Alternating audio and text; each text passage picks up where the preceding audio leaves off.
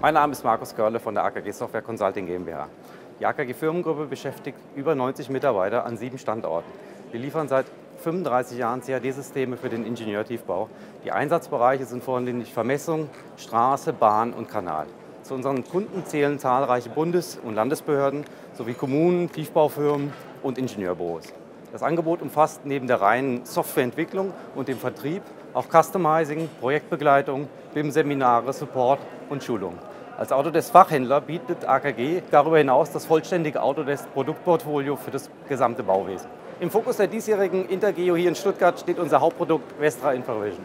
Hierbei handelt es sich um eine Multicad-Lösung, das BIM-konformes Arbeiten ermöglicht. Anwender haben einerseits die Möglichkeit, autark mit dem eigenen CAD-Kern zu arbeiten, also völlig losgelöst von allem anderen, oder aber das System als Plugin nutzen, das heißt im nahtlosen Zusammenspiel mit Basisplattformen wie AutoCAD, AutoCAD Map 3D, AutoCAD Civil 3D oder BricsCAD.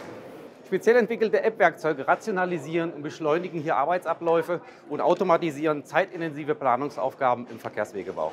Anwender erhalten eine BIM-fähige Gesamtlösung, die einen interdisziplinären Workflow ermöglicht.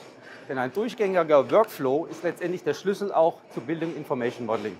Dass Anwender mit Vestra Infravision auf das richtige Werkzeug setzen, beweisen derzeit eindrucksvoll aktuelle BIM-Pilotprojekte am Niederrhein, beispielsweise von Straßen NRW oder aber in Basel, realisiert vom Tiefbauamt Basel-Stadt.